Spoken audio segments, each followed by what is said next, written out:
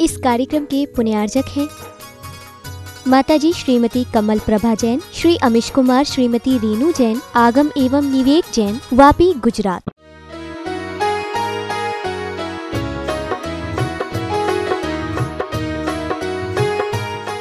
नकेल से वश में किया जाता है, ऐसे ही शिष्य को गुरु वश में कर पाते हैं। शिष्य तभी आगे बढ़ पाता है जब उसके जीवन में कोई गुरु होता है। आपने वर्णी जी का, जिनेंद्र वर्णी जी का वो प्रसंग सुना होगा। जिनेंद्र वर्णी जी आचार्य श्री जी के चरणों में आए, जिन्होंने जैनेन्द्र सिद्धांत कोश के 4 भाग 5 भाग बड़े बड़े लिखे, 5वां भी आ गया, हालांकि वो शब्द उसका अनुक्रमणिका है, लेकिन 4 भाग उन्होंने, जिसमें सब कुछ है, इंसाइक्लोपीडिया जैनिज्म की, जैनेन्द्र सिद्धांत कोश। ऐसे जिनेंद्र वर्णी गुरु जी के चरणों में आए और जब गुरु जी को बोला कि गुरु जी आप अपना शिष्य बना लें, मैं आपको अपना गुरु मानता हूँ। आज तक मैं किसी को अपना शिष्य बना, मैं किसी का शिष्य बन ही नहीं पाया, क्योंकि मैंने किसी को अपना गुरु बनाया ही नहीं, गुरु बनाया ही नहीं, इसलिए मैं शिष्य बन ही नहीं पाया। अब अंतिम समय की बेला में ये बोला, और तब ईश्वरी में समाधि के समय उन्होंने सर्वस्व, तब उन्होंने 2 शर्तें आचार्य श्री जी ने कहा, पूर्व स्वरूप में आना पड़ेगा और लेखन कार्य बंद करना होगा। स्वीकार है, आप जो बोलेंगे वो सब स्वीकार है। और तुरंत उन्होंने उसी समय अपना रात दिन वो लिखने का कार्य करते थे वो बंद किया, और वो जो है बीमारी के कारण कुछ पूर्व स्वरूप में उनको वापस लाना था, इसलिए अपने पूर्व स्वरूप में उनकी दीक्षा को करके, और फिर आचार्य श्री जी ने वो उत्कृष्ट समाधि कराई उनकी, जो गुरु जी कहेंगे वही हम करेंगे। समय सार की गाथाएं कंठस्थ जिनके अंदर में कंठ के ऊपर बैठी हुई, ऐसे जिनेंद्र वर्णी की उसी ईश्वरी में 1983 के चातुर्मास के समय बहुत उत्कृष्ट समाधि हुई थी। ऐसे गुरु के बिना जीवन शुरू नहीं होता। बीच में ये बात याद आ रही थी, इसलिए बताया। तो गुरु जो है, कल मैंने कहा था ने, खुद को लगाओ डंडा तब बनेंगे खुदा।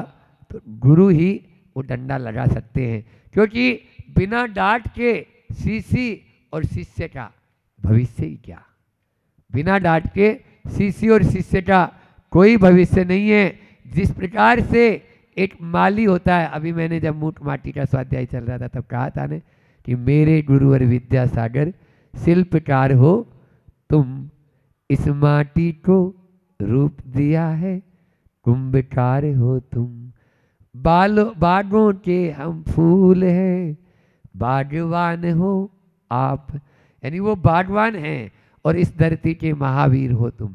इस प्रकार से प्रतिभा स्त्री की बहनें बहुत ही सुंदर ये गाती हैं। तो यहाँ पर गुरु माली है जो कटिंग भी करता है और पानी भी सींचता है, समझ में आ रहा है। और गुरु कुंभकार है जो क्या कहते हैं कि गुरु शिष्य कुंभ, गुरु कुमार, और घटघट काढ़े खोट, और भीतर हाथ पसार के बाहर मारत चोट। हाँ, भीतर हाथ देकर बाहर में उसको चोट मारकर बिल्कुल सारे खोट निकाल देते हैं। गुरु शिल्पी की भूमिका अदा करते हैं। जिस प्रकार से शिल्पकार के चरणों में जब कोई पत्थर समर्पित हो जाता है तो फिर देखो उसकी छाती पर भी चढ़ जाएंगे, लेकिन उसका सारा विकार, सारा उसका दोष, सारा उसके दुर्गुण दूर करके और उसको सुंदर सी मूरत का आकार दे देते हैं। और सबसे पहले वे गुरुदेव ही उस मूरत को प्रणाम करते हैं कि पहला प्रणाम मेरा इस मूरत यानी शिष्य के चरणों में। आप देखो, आप जब भी कभी भी दीक्षा होती है, किसी भी दीक्षार्थी की दीक्षा होती है, जब मुनि दीक्षा होती है तो सर्वप्रथम गुरुदेव पीछे उठाकर प्रणाम जो है करते हैं। ये होता है क्योंकि उस समय सप्तम गुण स्थान व्रती वह माँ कहलाते हैं। और फिर जो दीक्षा ले रहा है और उसको तुरंत प्रणाम करते हैं। बिना गुरु के कभी भी कल्याण नहीं। आपने देखा होगा तीर्थंकर का भी नहीं हुआ। तीर्थंकर प्रकृति का बंध कहाँ होता है? केवली श्रुत केवली के पाद मूल में। बहुत गहरा शब्द है ये गुरु उपासना। ऐसे ही गुरु उपासना नहीं, गुरु की उपासना करना बहुत बहुत बहुत इसके लिए चाहिए आपके लिए कि आप, क्योंकि दुर्लभता से गुरु मिलते हैं और फिर उनकी बात को और दुर्लभ कहते हैं ना कि दुर्लभ गुरु मुखे से वचन, दुर्लभ गुरु मुस्कान और दुर्लभ गुरु आशीष है, दुर्लभ गुरु से ज्ञान।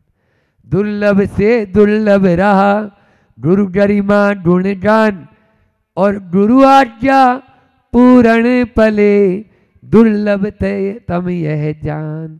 बस गुरु की आज्ञा पालने में ही हमारा हित है, यह हमें समझ में आना चाहिए। 4 बात करेंगे। सबसे पहले, क्योंकि उपासना का मतलब जहाँ सेवा हो, जहाँ पूजा हो, जहाँ भक्ति हो और जहाँ समर्पण हो। आज की 4 बात, गुरु सेवा, गुरु पूजा, गुरु भक्ति और गुरु समर्पण। गुरु की सेवा इतना ही नहीं, हाथ पांव दबा दिए, वैयावर्ती कर दिए, यही गुरु सेवा नहीं। सच्ची सेवा है अपने आचरण और व्यवहार के द्वारा गुरु की गौरव और गरिमा को बढ़ाते चले जाना, बढ़ाते चले जाना। यही सच्ची गुरु सेवा कहलाती है। जो अभी हमने कहा, गुरु की आज्ञा पालने में भी हमारा हित है। और फिर गुरु पूजा, यह बाहरी पूजा तो हमें दिखती है, समझ में आ रहा है?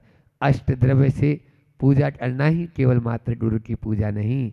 गुरु के अनुसार, गुरु के जो गुण हैं, उन गुणों के अनुसार हम अनुसरण करें, तभी वह सच्ची पूजा कहलाती है। उनके पद चिन्हों पर चलकर तुमने उनके गुण विस्तारे। आज प्रातःकाल की पूजा में अपन ने कहा था कि आपने उनके पद चिन्हों पर चलकर उनके गुण विस्तारे। ऐसी ही यह सच्ची आंतरिक पूजा होती है, वास्तविक पूजा होती है।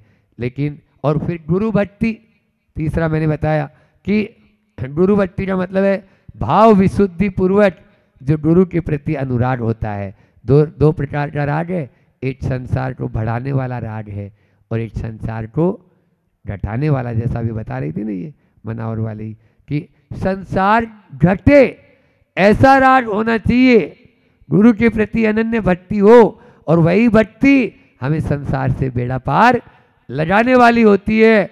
और गुरु के लिए सब कुछ मैं समर्पित कर दूं। समझ में आ रहा है? हाँ, 4 प्रकार की शक्ति आपके पास में है। पहली है इच्छा शक्ति, करना है गुरु के प्रति समर्पण, अगला गुरु समर्पण। तो 4 प्रकार का समर्पण करना है। इच्छा शक्ति का समर्पण, फिर निर्णय शक्ति का समर्पण। हमारे पास में निर्णय लेने की शक्ति नहीं है, निर्णय शक्ति गुरु जी की। गुरु जी ने जो निर्णय, बॉस इज ऑलवेज राइट, इसकी माला फेरो, बॉस इज ऑलवेज राइट, ये निर्णय शक्ति का समर्पण। फिर समझदार, समझ शक्ति, हम मझदार में हैं, समझदार नहीं। तो इसलिए हमारी समझ और उनकी समझ में बहुत अंतर। समझ शक्ति का समर्पण। और अंतिम है गुरुदेव के चरणों में जो ग्रस्त लोग हैं वे धन शक्ति का भी समर्पण करें। धन तो आता है और चला जाता है, इसलिए अब पहले शिष्य बनो शिशु की तरह। जैसे शिशु होता है ना, तो शिशु कैसा होता है? बिल्कुल जहाँ उठाते हैं रख देते हैं वहीं रहता है, और जहाँ खिला देते हैं तो खा लेता है, पिला देते हैं तो पी लेता है। ऐसा ही समर्पण होना चाहिए। समर्पण भी 2 तरह का होता है, आपने देखा होगा। एक होता है बिल्ली जैसा, एक होता है बंदरिया जैसा। बिल्ली का बच्चा कैसा होता है? जहाँ पर वो मुंह से पकड़ के ले जाती है, और बंदरिया का बच्चा कसकर पकड़ लेता है अपनी माँ को कि अब बस छोड़ूंगा नहीं, और कभी घबराता नहीं, कितनी भी लंबी छलांग लगाए वो, लेकिन घबराने की कोई बात नहीं रहती है। बस ऐसा ही समर्पण उस बिल्ली और जो है बंदरिया में तो है, बच्चों में तो, लेकिन जब बड़े हो जाते हैं, जब कुछ नहीं, ऐसा होता है कई बार, तो ऐसा होता है कि गुरु को ही समझाने के लिए आ जाते हैं। हाँ, गुरु को ही समझाने, गुरु उनको कोई बात कह रहे हैं तो वो उन्हीं को ही समझाना शुरू कर देते हैं आजकल ऐसे ही भक्त। और दूसरी बात, गुरु के प्रति सेवा, पूजा और भक्ति और समर्पण उनके ग्लैमर को देखकर नहीं हो, उनके यानी जो है ठाट बाट को देखकर नहीं हो, आंतरिक समर्पण होना चाहिए। अंदर से समर्पण होगा तो बहुत कुछ आप प्राप्त कर सकते हो, और यदि बाहरी समर्पण होगा तो कुछ भी प्राप्त नहीं कर सकते हैं। इसलिए क्योंकि गुरु से कौन सी बात निराली है, गुरु से कौन सी बात अनजानी है, क्योंकि सागर को मालूम है कि कितना पानी है, सागर को मालूम है कि कितना पानी है। इसलिए गुरु से कुछ भी नहीं छिपाना। यदि गुरु से आप कुछ छिपा रहे हैं तो इसका मतलब आप संसार में अभी कुछ भी नहीं। तो अपने आप को गुरु के प्रति समग्र रूप से प्रकट कर दें। कहा है किसी संत ने, तीर्थ गए तो एक फल, तीर्थ गए तो एक फल, और संत मिले तो फल चार, और सदगुरु मिले तो अनंत फल। कह गए ज्ञानी विचार, कह गए ज्ञानी विचार, वह विचार कर कह के गए कि यदि सदगुरु मिल गए तो फिर कुछ नहीं। जैसे उस माटी को जो पद दलिता थी, उस माटी को जो पद दलिता थी, गुरु का यदि सहारा मिल गया तो फिर कहना क्या, वह शीश पर धारण करने योग्य बन जाती है। ठीक वैसे ही जैसे एक लता होती है, यदि लता कुएं के पाट को यदि अंगीकार कर लेती है, यह संसार पूरा का पूरा कुआं जैसा है, इसको यदि पकड़ लेता है तो नीचे जाकर पानी में सड़ गलकर अपने अस्तित्व को खो देती है। और यदि गुरु रूपी खंबे को सहारा ले लेती है तो वही आसमान की ऊंचाइयों से बात करने लगती है। इसलिए हमें गुरु का सहारा लेना है और अपने आप को आसमान की ऊंचाइयों की तरह ऊपर पहुंचाना है, तभी हम ऊपर पहुंच सकते हैं। क्योंकि कहा है आचार्य श्री जी का हाइकू, गुरु मार्ग में, गुरु मार्ग में पीछे की हवा सम हमें चलाते। 17 अक्षर में बहुत कुछ आचार्य श्री जी ने दे दिया। अभी कह रहे थे ना कि महाराज जी हाइकू कभी भी मत छोड़ा करो। एक भाई साहब, तो हाइकू हम लेते हैं, कल भी लिया था हमने, तो अहम के गालन के ऊपर कि अहो भाव पूजा करेंगे, यदि देव पूजा तो अहम का गालन होगा और अहो भाव का प्रादुर्भाव हो जाएगा, प्राप्ति होगी। आज आचार्य श्री जी ने गुरु के ऊपर बहुत सारे हाइकू आचार्य श्री जी के गुरु के ऊपर, क्योंकि गुरु की प्रति वह ऐसा समर्पण कोई गुरु का नहीं होगा। हम तो ये बोलते हैं हमारा ही नहीं है, औरों की बात तो छोड़ो, समझ आ रहा है। जो गुरु जी का अपने गुरु के प्रति, जैसा एकलव्य का समर्पण नहीं था, एकलव्य अकेला ही था उसका, इसलिए नाम ही एकलव्य, और कोई दूसरा नहीं, एकला, बस वो अकेला था। गुरु ने कहा अंगूठा देना है, तुरंत ये लो, कुछ भी नहीं सोचा। ऐसा समर्पण है। यहाँ तो थोड़ा सा भी कुछ बोल दें, आपको आधा घंटे यहीं बैठना है। महाराज आप बैठो, हम तो चले, वो देखो दरवाजा उधर है, अंत तो नहीं छोड़ सकते हैं आपकी। ये गुरु के प्रति ऐसा समर्पण होना चाहिए। कह दिया गुरु जी ने, बस कुछ नहीं, अब ऐसा ही होगा। और गुरु के प्रति ऐसा ही था आचार्य ज्ञान सागर जी के प्रति, ऐसा समर्पण कि मत पूछो। उन्होंने बस इतना ही कहा, तुम तो विद्याधर हो, विद्या लेकर उड़ जाओगे, आजीवन वाहन का त्याग, ये है समर्पण। एक पल नहीं लगाई उन्होंने सोचने की, तभी वह आगे बढ़ सकते हैं। तो गुरु मार्ग में, हाइकू है, गुरु मार्ग में पीछे की हवा सम हमें चलाते। जैसे आप लोगों ने साइकिल चलाना सीखा है ना, सबने चलाई होगी बचपन में साइकिल, चाहे महिला हो चाहे पुरुष हो। तो साइकिल में पीछे बैठ जाते हैं पिताजी या माँ या बड़े भाई या जो भी जो होते हैं, या पकड़ के रखते हैं और धीरे धीरे वो पैडल मारता रहता है, और फिर जैसे ही थोड़ा देखा कि पैडल मार रहा है छोड़ दिया एकदम से, है ना। ऐसे ही पीछे की हवा सम, आगे की हवा सम नहीं, आगे की हवा रोकती है और पीछे की हवा सहारा देती है, चलने में आगे बढ़ाती है। ऐसे ही मार्ग में हमको आगे की ओर हुए हमेशा बढ़ाते रहते हैं। बस 4 बात अंतिम फिर से और कर लेते हैं। गुरु के फैन नहीं, गुरु के फैन नहीं, फॉलोवर बनो, भक्त बनो। हाँ, फैन तो बहुत सारे होते हैं, ताली बजाई और चल दिए, वो नहीं। गुरु के फैन नहीं, फॉलोवर बनो। दर्शनार्थी नहीं, शरणार्थी बनो। दर्शनार्थी नहीं, शरणार्थी बनो। और भक्त नहीं, शिष्य बनो। भक्त नहीं बनना है गुरु का, हमें शिष्य बनना है। भक्त तो बहुत हैं, शिष्य बहुत कम हो पाते हैं। समझ में आता है? शिष्य जब बन जाते हैं उसके बाद में देखो गुरु का ऐसा वात्सल्य मिलता है कि मत पूछो। फिर गुरु की हमेशा छत्र छाया बनी ही रहती है। और अंतिम पहला बताया, गुरु के फैन नहीं, फॉलोवर बनो। दर्शनार्थी नहीं, शरणार्थी बनो। और भक्त नहीं, शिष्य बनो। और अंतिम बहुत अच्छा, गुरु के चरण नहीं, आचरण छुओ। चरण नहीं, आचरण छुओ। आचरण छुएंगे तभी हम गुरु को पा पाएंगे।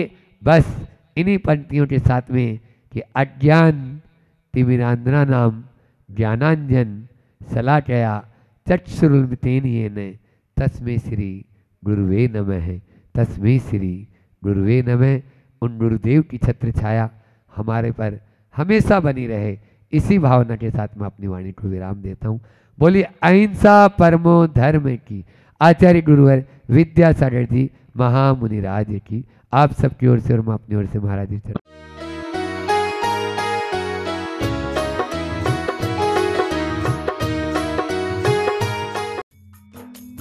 इस कार्यक्रम के पुण्यार्चक थे माताजी श्रीमती कमल प्रभा जैन, श्री अमिश कुमार, श्रीमती रीनू जैन, आगम एवं निवेक जैन, वापी, गुजरात।